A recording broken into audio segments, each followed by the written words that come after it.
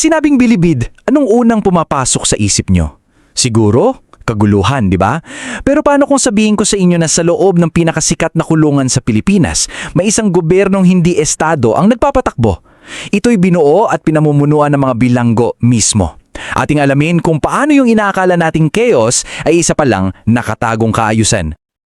Ayan, mismong Department of Justice na ang nagsabi noong 2011, ang mga gang sa bilibid may ganap na kontrol sa lahat ng bagay. Yan yung opisyal na pananaw, di ba? Parang sinasabi na anarkya talaga, walang batas. Pero alam nyo, hindi dyan nagtatapos ang kwento. So dito napapasok yung tanong natin. Subukan nating isipin, paano kung yung kontrol na sinasabi nila ay hindi pala nangangahulugan ng kaguluhan? Paano kung sa likod ng lahat ng ito, mayroon palang isang sistema, isang kakaibang uri ng kaayusan na sila-sila lang ang nakakaalam? Okay, so unahin natin ang gangs of bilibid. Susubukan nating sirain yung mito ng anarkiya sa loob ng kulungan. Paano nga ba nagsimula ang lahat ng ito? So, bakit nga ba nabuo ang sistema ng pangkat?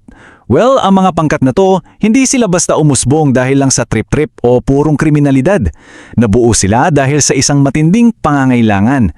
Kumbaga, ito ang naging sagot nila sa sobrang hirap ng buhay sa loob. Lahat yan, nagsisimula sa konsepto na tinatawag na pains of imprisonment. Isipin nyo to, bigla na lang, wala ka ng kalayaan, wala kang kasiguraduhan sa kaligtasan mo, kulang ang lahat mula sa pagkain hanggang espasyo, tinanggalan ka ng dignidad. Sa ganitong sitwasyon, siksikan kayo, anong gagawin mo? Hahanap ka ng paraan para mabuhay, para manatiling tao. At dito mismo nagsimula ang lahat.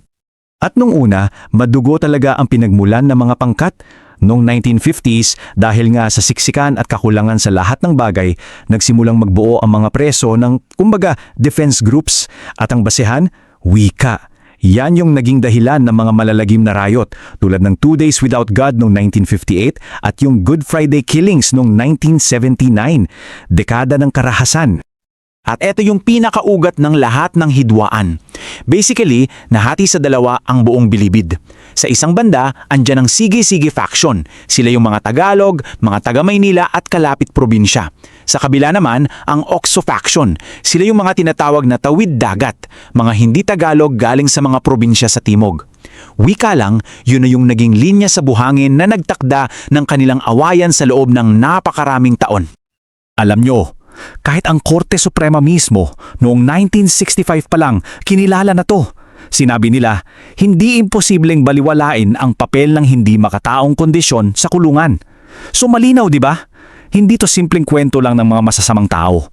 Ito'y kwento ng mga taong napilitang gumawa ng paraan para lang mabuhay sa loob ng isang sirang sistema. At dahil nga sa pangangailangan yan, ang nangyari, nakabuo sila ng sarili nilang lipunan sa loob ng lipunan. May sarili silang teritoryo, may sariling gobyerno, at higit sa lahat, may sarili silang mga batas. Para mas maintindihan natin, tingnan nyo to. Yung mismong mapa ng maximum security compound, makikita mo na yung hidwaan nila.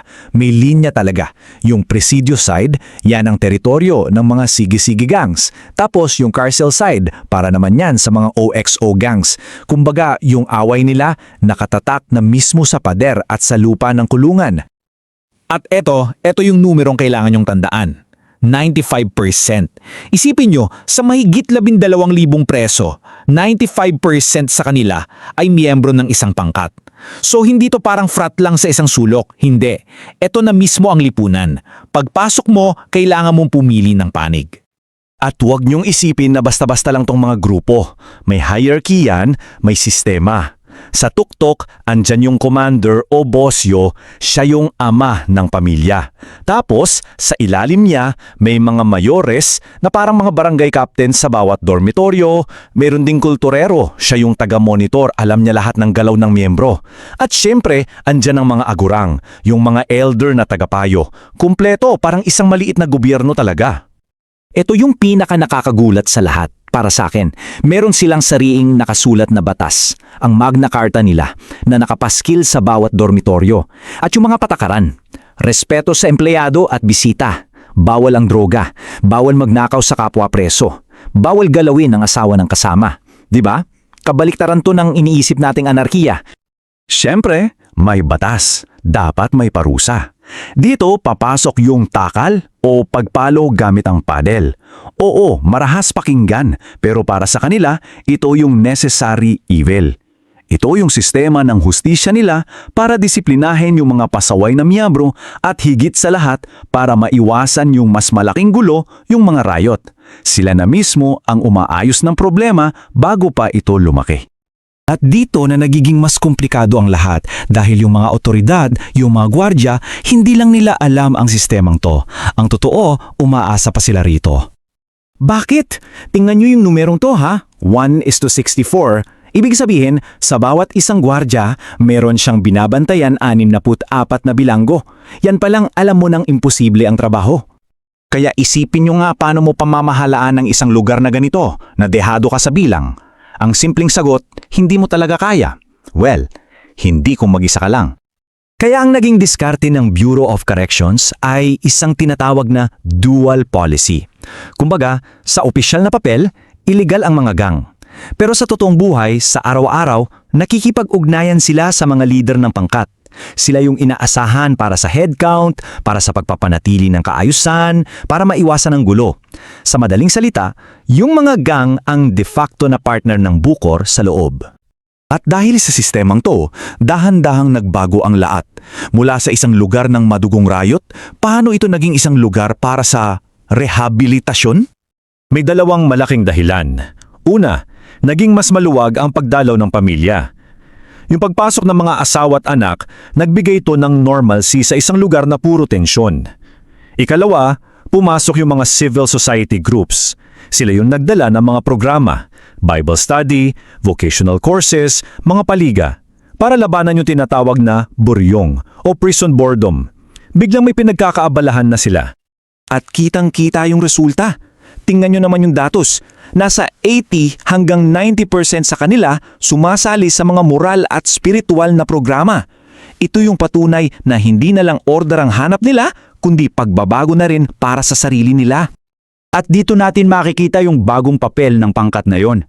Hindi na lang siya para sa survival. Naging paraan na siya para makahanap sila ng bagong halaga at layunin sa buhay. Ang tawag dito ay social capital. Kumbaga ito yung network, yung tiwala, yung samahan nila. Dahil sa pangkat, yung isang preso ay pwedeng maging pastor, maging teacher o magtayo ng maliit na negosyo sa loob. Sa lugar kung saan pakiramdam mo wala ka ng halaga, ang tangkat ang nagbibigay sa kanila ng pagkakataon na muling buuin ang kanilang sarili at bawiin ang kanilang dignidad. Kaya iiwan ko sa inyo ang tanong na to. Kapag ang estado mismo ay bigo na sa pagbibigay ng kaayusan at pangangailangan sa mga preso nito, ang sistema bang ito na gawa ng mga bilanggo para sa mga bilanggo ang nagiging sagot? Ito na ba ang magiging hitsura ng hustisya sa hinaharap? Isang bagay na, sa tingin ko, ay kailangan nating pag-isipan mabuti.